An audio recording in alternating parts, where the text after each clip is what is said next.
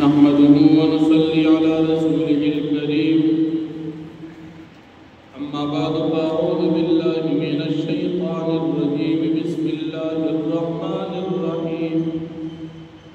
اقرأ باسم ربك الذي خلق خلق الإنسان من علق صدق الله العظيم القرآن الكريم د ټولنا اولنی د نازلېدو سورۃ العلق نبی کریم صلی الله علیه وسلم د سلویختو کالو په عمر کې په غار حرا کې تشریف فرمانه نبی علیہ الصلوۃ والسلام ته په دې موقع باندې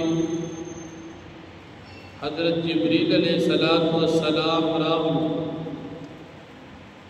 اور نبی کریم صلی اللہ علیہ وسلم تو فرمائی اقرأ نبی علیہ السلام فرمائی ما انا بقارئ اس پدیدے کی نبی علیہ السلام تا جبریل علیہ السلام پدے تنہائی مزے کے راتل او بیا دا مطالبه کول چې ته داسې کلمات ووایې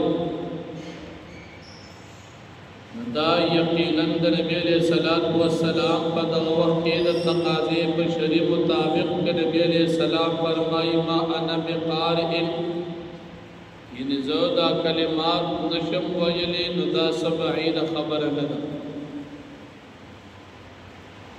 ځکه په دې وخت کې غار حرا کے پتنہائی کے جبریل علیہ السلام راتل علماء فرمائی دا دی مثال بداشی لکیو طالب العلم پا سبق کے خو قابل او ذہنوی لیکن کلچ دے امتحان ترا مختلشی امتحان چکلا استاذ اور ممتحن تپوس کو کی مدبان دیر راشی آجتا خبر امتنا گڑی وڑی شی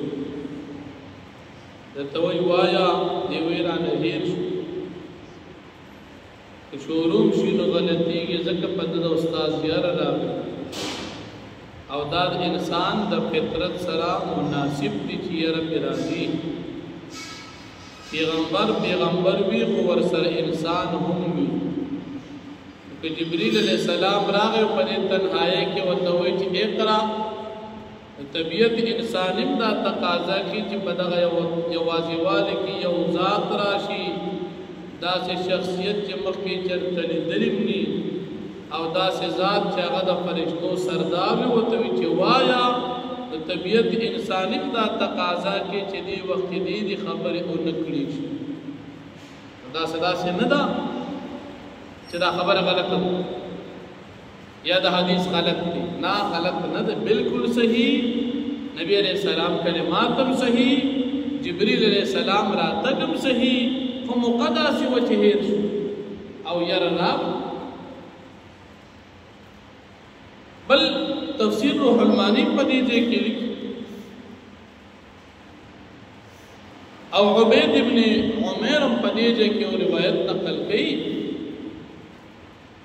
چی جبریل علیہ السلام راغی ناغ سرات در خمو پا کپڑا باندی دا پنز آیاتون لکلی شبیو چی دوائی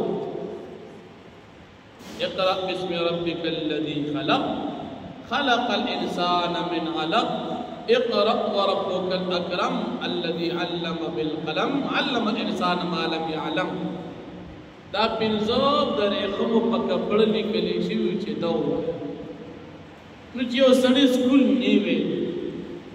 د دنیا د لیکلو د لوستلو د کتابونو نه خبره وي او ته چې دا سبق ته ووایه هغوی ماله نه راځي نو دې کې سړي ول دا غلط شو یا د شخصیت په ذات کې او په علم سے کمی کوتاہی او نبی کریم صلی اللہ علیہ وسلم صفت امی بی تعلیمہ دا نبی علیہ السلام صفت تے دا دنیا سکل نبی علیہ السلام نو ویلی د دنیا لیکل دا نبی علیہ السلام نو زده کړ دا دغه صفت و نو چې فرشتي ورته دا ووایا وایي ما انا بقارئ ما له دا نه راځي زه دا لوستونکی نه یم نو دا خو نه شو چې اوس یو سړی بې ایمانه راپاڅي چې دا څنګه کیدی شي څلوېښتو کالو سړی به دا سبق به نه ورځي او ماشوم به یې ویلی شي او بیا ورسره غوږونه ووځي او شا خوځوي راخوځوي دا دین پس استهزاء بل دا حدیث خو د بخاري شریف ابتدا ده امام بخاری رحمت الله علیه د خپل کتاب په ابتدا کې باب لګولې باب بدء الوحی چې نبی علیہ السلام باندې د وحی ابتدا څنګه وشوه د خپل کتاب شروع یې د دې نه کړې نو څوارلس نیم سوه کاله مسلمانان ټول وایي دا ټیک ته یو سړی راپاڅي چې نه نه دا خبره غلطه ده نو موږ وایو چې دا کوم ورته غلط وي دا نه پوهېږي او دا چې کوم وایي دا صحیح دی دا خبره صحیح نو چې نبی علیہ السلام وفرمیل ما انا بقارئ جبریل علیہ السلام ونیو او زور ورته ورکړ بیا پرېښودو نو نبی علیہ السلام فرمایي فاخذني زه ونیولم فغطني ما له زور راکړو حتی بلغ مني الجهد تر دې پورې چې ما ته راورسېدو د هغه نه څه مشقت او تکلیف یا حتی بلغ جهد یا جهد مختلف قسم اعراب په دې ځای باندې لګېدلي مشقت راته ورسېد زور یې راکړو یو پیرې زور راکړو دوباره بیا راکړو او په درېیمه پیره باندې بیا راکړو زور یې ولې ورکړو علما مختلف حکمتونه ذکر کوي یو حکمت دا ذکر کوي چې د نبی علیہ الصلوۃ والسلام تمام توجه د دنیا نه راوړو د سبق طرف متوجه شي یو حکمت علما دا ذکر کوي دیم حکمت دا ذکر کوي پیغمبر علیہ السلام تا ته یو غټه ذمہ داری د قیامت پورې د انسانانو د هدایت قوانین تا ته په غاړه کیږي نو د هغې دپاره توجه پوره کړه لکه عام خبره یې سړی نو که لږه دې واوري د خیر دی دا څه خو به واورو او چې کله چې د ډېره مقصدي خبرې نه لکه توجه کوي نو خلک توجه کوي دا خبره ډېره اهمه وي ځکه خلک توجه کوي نو نبي کریم صلی الله علیه وسلم